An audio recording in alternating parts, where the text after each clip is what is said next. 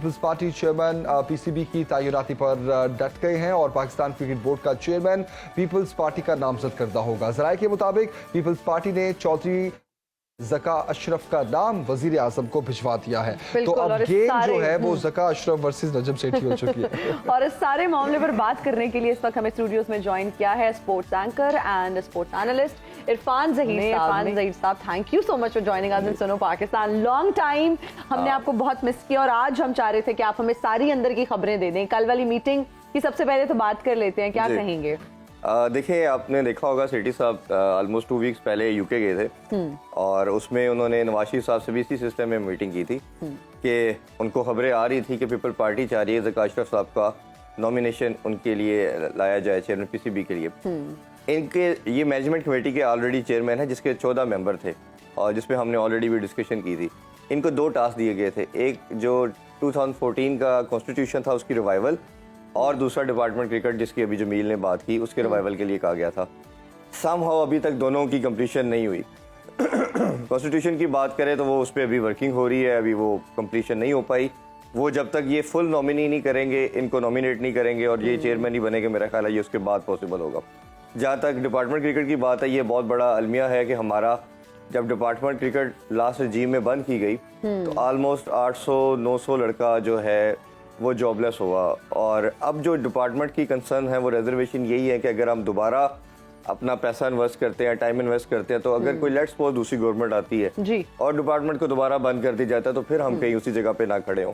तो सेठी साहब ने इसको मेक श्योर करवाया सॉरी कि इसको किसी ना किसी तरह हम जल्द से जल्द दोबारा रिवाइव करेंगे। और हाउ ऑन द डॉक्यूमेंट्स या ऑन द पेपर काफ़ी हद तक चीज़ें हो चुकी हैं। तो मेरा ख्याल है कि ये सिक्योरिटी के बाद ही हुआ है। जहाँ तक ज़का अशरफ साहब की बात है, पीपल पार्टी बड़े अरसे से चाह रही थी कि हमारा बंदा जो है वो चेयरमैन होना चाहिए, क्योंकि आपको मालूम है कि एक ही स्पोर्ट अनफॉर्चुनेटली हमारे पास है जिसके अंदर जिसका बोर्ड भी स्टेबल है, जिसके पास पैसा भी है, जिसके अंदर व्यूवरशिप भी है। तो वो हर तरह चाहते हैं कि हमारे इसमें स्टेक्स इन्वॉल्व हों। बट उसमें सेठी साहब की डिप्लोमेसी काम आ गई और सेठी साहब ने जब पहले उधर मीटिंग की और कल फिर शहबाज शरीफ साहब को वो मेरे ज़राए के मुताबिक उनको काफ़ी हद तक एग्री कर लिया उन्होंने। और जिस तरह हमने कहा कि रमदे साहब और 2 बंदों के नाम बेसिकली होता है, जो गवर्निंग बॉडी को पैटर्न इन चीफ पीएम होता है वो फॉरवर्ड करता है और फिर उसमें से जो गवर्निंग बॉडी है वो एक का नाम जो है वो सेलेक्ट करती है।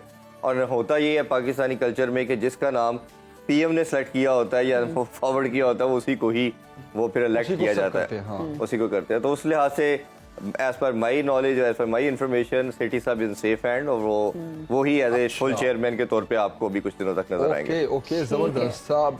नजम सेठी साहब ने अभी जो टाइम गुजारा है और उसमें उन्होंने जो काम किया या रिफॉर्म्स पर जो काम किया, तो आपको क्या लगता है कि वैसे तो नजम सेठी साहब का ट्रैक रिकॉर्ड पहले भी बहुत अच्छा है, पीएसएल का इनकाद होना, पीएसएल को लाने वाले, इंटरनेशनल क्रिकेट की रिवाइवल की बात करें, 2009 के इंसिडेंट के बाद टीम्स नहीं आती थी पाकिस्तान। तो सेठी साहब की क्रेडिट पे जाती है कि जिस तरह इन्होंने किया, एफर्ट की और टीमें लेके, सेठी साहब के क्रेडिट पे काफ़ी चीज़ें हैं। और अभी भी जो एशिया कप का एक हमारा डिलेमा चल रहा है, एक मसला चल रहा है, उस पर भी जो स्टांस सेठी साहब का है वो सबसे बेहतर मुझे लगता है।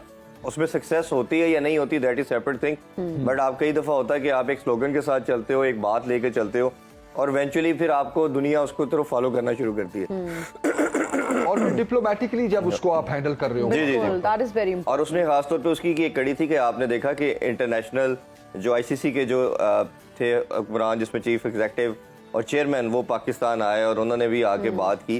तो ये आपकी उसमें समहाउ सक्सेस है कि इस लेवल के लोग आ रहे हैं। बट उसमें ओबियसली हम सब जानते हैं कि भारत की हर धर्मी उसमें हमें नजर आ रही है और काफी हद तक वो चाहता है कि हर फोरम पे पाकिस्तान को डेंट किया जाए। और उसने देखा, उसे पता है कि एक ही स्पोर्ट पाकिस्तान में और हम इसमें भारत से अब बेहतर क्रिकेट खेल रहे हैं। मेरा मानना है लास्ट 5-6 ईयर से हम ODI T20 में हमसे बेहतर है। टेस्ट में ओबियसली भारत बेहतर कर रहा है हमसे, बट इन दोनों फॉर्मेट में हम बेहतर है। तो भारत एक ना खेलने की वजह भी यही है हमारे साथ, जहाँ तक एशिया कप की बात हो रही है, कि वो यही चाहते हैं कि अगर हम खेलेंगे और अगर हम पाकिस्तान से हार जाते हैं तो वर्ल्ड कप के अंदर हमारा मोराल बहुत डाउन होगा, क्योंकि जिस तरह हम लोग भी समहाउ भारत से डिफीट को एक्सेप्ट नहीं करते, वो लोग भी नहीं करते, वो तो बिल्कुल ही नहीं करते। और पाकिस्तान को बहुत स्ट्रॉन्ग कंपेटिटर समझते हैं। This is one of the obviously. अच्छा इरफान साहब, ऐसे एशिया कप की अगर बात करें, कोई क्लैरिटी नहीं है, व्हाट्स गोइंग टू हैपन, आप क्या कहेंगे? देखिए, अभी तक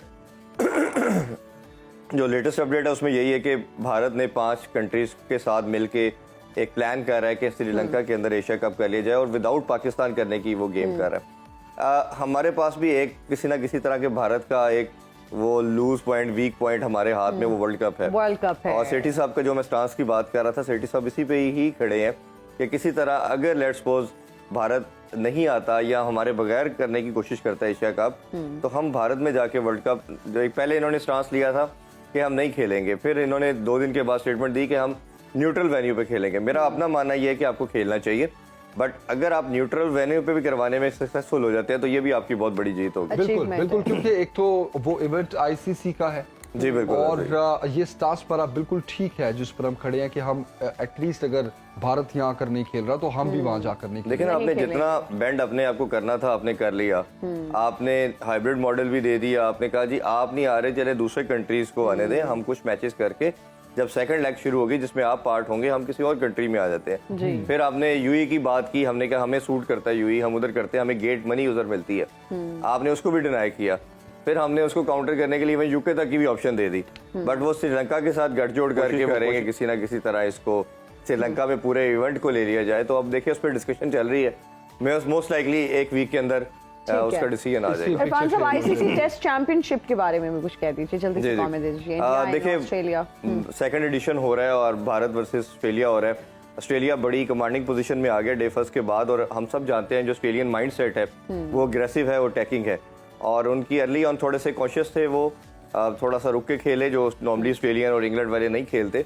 बट जिस तरह उनकी 73 पे 3 आउट हो गए उसके बाद जो पार्टनरशिप ट्रेविस हेड और स्टीव स्मिथ की लगी बहुत आउटस्टैंडिंग है, और मेरा ख्याल है कि अगर आज थोड़ी सी पार्टनरशिप लगती है तो वो कोशिश करेंगे 550-600 तक रन करके फिर भारत को आने का मौका देंगे। बट अभी तक सो फॉर उनकी पूरी है, और भारत की सिलेक्शन पे मुझे बड़ा हैरानी हुई खासतौर पे कि उनके 4 लेफ्ट हैंडेड और एक उन्होंने स्पिनर डाला, वो भी रविंद्र जडेजा है, कोई लेफ्ट आर्म स्पिनर है, तो आपके लिए आसान होता है लेफ्ट हैंडेड बैटर के लिए लेफ्ट हैंडेड स्पिनर को खेलना।